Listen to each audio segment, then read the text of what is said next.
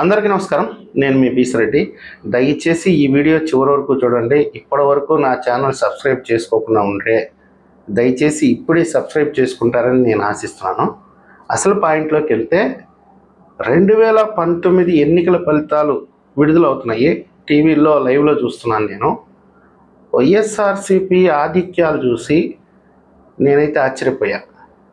ఇక వైఎస్ఆర్సీపీ అధికారాన్ని చేపట్టబోతుంది అని డిక్లేర్ అయినప్పుడు భయానకమైనటువంటి వాతావరణం.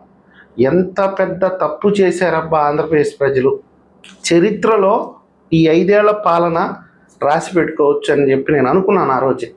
ఇప్పుడు ఆఫ్ఘనిస్తాన్లో తాలిబాన్లు ఎప్పుడైతే ఆక్రమించారో ఆ దేశ ప్రజలు ఆ దేశాన్ని వదిలిపెట్టి పరారైపోయారో, అలాగే ఆంధ్రప్రదేశ్లో కూడా అనేక మంది పరారై వెళ్ళిపోతారు అనుకున్నాను. దానికి అనుగుణంగానే చాలామంది వెళ్ళిపోయారు. మనకు తెలియదు కానీ ముఖ్యమైన నాయకులు చాలామంది హైదరాబాద్ వెళ్ళిపోయారు, తర్వాత ఇతర రాష్ట్రాలకు వెళ్ళిపోయారు. అక్కడి నుంచి వాళ్ళ వ్యాపారాలు చేసుకున్నారు. కొంతమంది లొంగిపోయారు. జగన్తో లోపాయకారి ఒప్పందం అనుకోండి, ఏమైనా అనుకోండి, లొంగిపోయారు. ఏదో నీకు 10 రూపాయలు ఇస్తాం, 20 రూపాయలు ఇస్తాం, మా బతుకు మమ్మల్ని బతకనివ్వండి అని చెప్పి వెళ్ళిపోయిన కొంతమంది నాయకులు కూడా ఉన్నారు. అయితే 2024 ఫలితాలు నిజంగా కూడా ఆంధ్రప్రదేశ్ ప్రజలకి చేతులెత్తి దండం పెట్టచ్చు. నాలాంటి వాళ్ళు కూడా, మీరు నా 1 year 2 years బ్యాక్ వీడియోస్ చూడండి, కాళ్ళు పట్టుకొని బతిమలాడుకుంటున్నాం. మీ బిడ్డలాగా, మీ తమ్ముడులాగా ప్రాధేయపడుతున్నాను. ఈసారి మటుకు జగన్మోహన్ రెడ్డికి ఓటేస్తే ప్రజాస్వామ్యం చచ్చిపోద్ది, రాష్ట్రంలో సర్వనాశనం చేసేస్తాడు అని చెప్పి ప్రాధేయపడ్డాం. సరే, చాలామంది ప్రాధేయపడ్డారు. అందుకు అనుగుణంగానే ఆంధ్రప్రదేశ్ ప్రజలు అద్భుతమైన తీర్పు ఇచ్చారు. జగన్మోహన్ రెడ్డికి అవగాహన రావాలి, కానీ రాదు, మనకందరికీ తెలిసిందే. కానీ విచిత్రమైనటువంటి, మళ్ళీ ఆశ్చర్యకరమైనటువంటి సంఘటన ఏంటంటే తెనాలి పర్యటన. మీకు అందరికీ తెలుసు, తెనాలి ఐతానగర్లో ఒక 3 రౌడీ షీటర్లను తీసుకొచ్చి నడి రోడ్డు మీద లాఠీ చార్జ్ చేశారు పోలీసులు. ఆ సంఘటనని నేను సమర్థిస్తూనే చట్ట ప్రకారం వెళ్తే బాగున్నాం. వీడియో ఉంది చూడండి, నా ఛానల్లోని, ఇదే ఛానల్లో పోస్ట్ చేస్తున్నాను. చట్ట ప్రకారం వెళ్తే బాగున్నాం. ఇలా పబ్లిక్లో చేస్తే ఇక కుల సంఘాలు ఉన్నాయి. మరీ ముఖ్యంగా గోతికాడ నక్కలాగా జగన్మోహన్ రెడ్డి కనిపెట్టుకున్నాడు.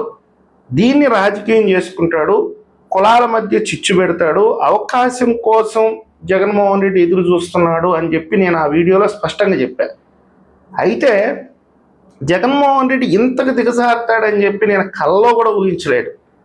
అక్కడ లాఠీ చార్జ్ చేస్తే ఆ గంజాయి బ్యాచ్ రౌడీ షీటర్లని, ఆ ఐతానగర్లో కొంతమంది రౌడీ షీటర్లు ఉన్నారు, వాళ్ళు సంఘ విద్రోహక చర్యలకి పాల్పడుతున్నారు అని చెప్పి చాలా ఆరోపణలు అయితే వస్తున్నాయి. ఇప్పుడు మనకి కొన్ని వీడియోస్ కూడా రిలీజ్ చేశారు ఈరోజు సోషల్ మీడియాలో. ఇవన్నీ చూసిన తర్వాత పోలీసులు చేసింది కరెక్టే అయినా కానీ, అంటే మనం ప్రజాస్వామ్యవాదులం కాబట్టి చట్ట ప్రకారం వెళ్తే బాగుండు అని మనం అనుకుంటుంటే, ఏకంగా జగన్మోహన్ రెడ్డి, నేను ఏదైతే చెప్పానో గోతికాడ నక్కలాగా కనిపెట్టుకో ఉంటాడు జగన్మోహన్ రెడ్డి, సూది దూరే సందున్నా కానీ దూరేసి దాన్ని పెద్ద ఇష్యూ చేస్తాడు అని నేను చెప్పా ఆ వీడియోలో.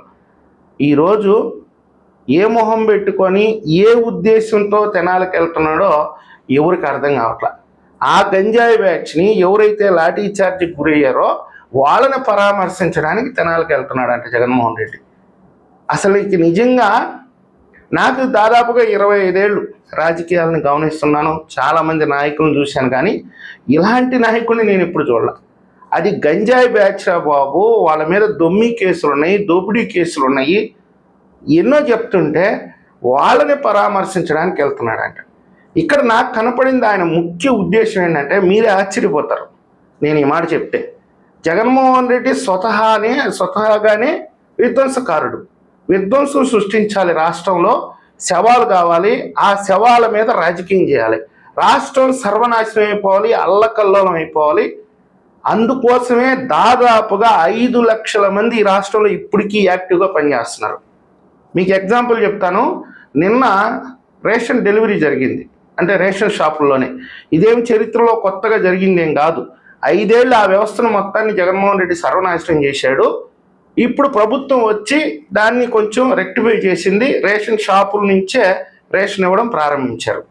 2 days అంటే 1వ తేదీ ప్రారంభించారు.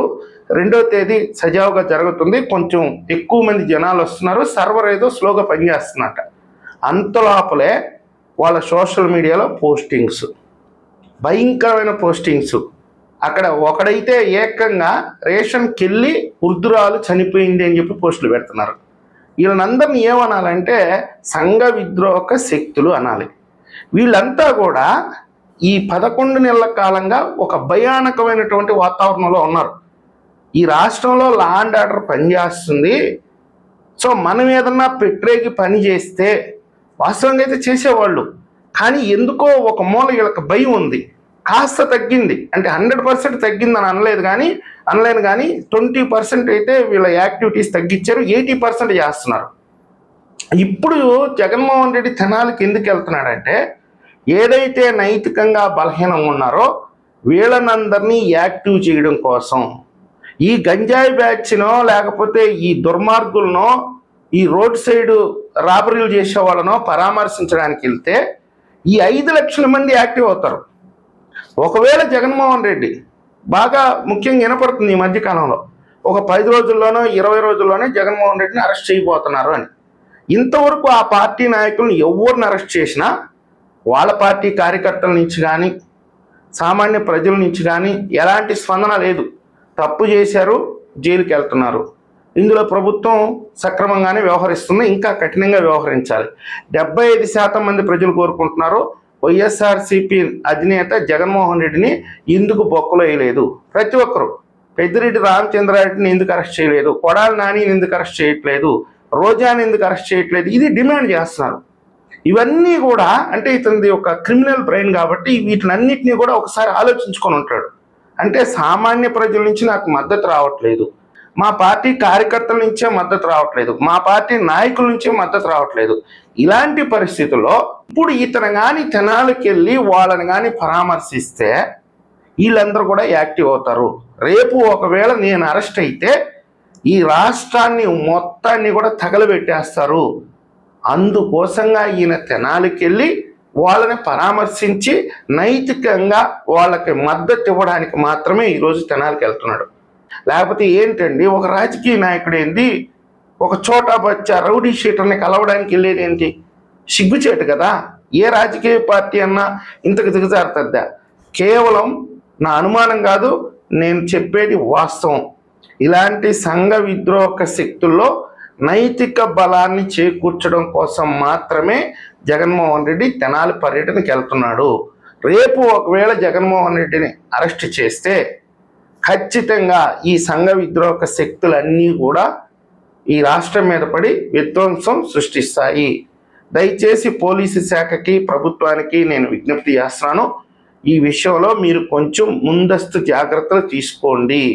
ఈ సంఘ విద్రోహక శక్తులకు సంబంధించి మీ దగ్గర ఒక డేటా ఉంటుంది, వీళ్ళ మీద ఒక నిఘా పెడతారని నేనైతే ఈరోజు ప్రభుత్వానికి విజ్ఞప్తి చేస్తున్నాను. ఈ వీడియో మీకు నచ్చినట్లయితే లైక్ చేయండి, సబ్స్క్రైబ్ చేయండి. ధన్యవాదాలు.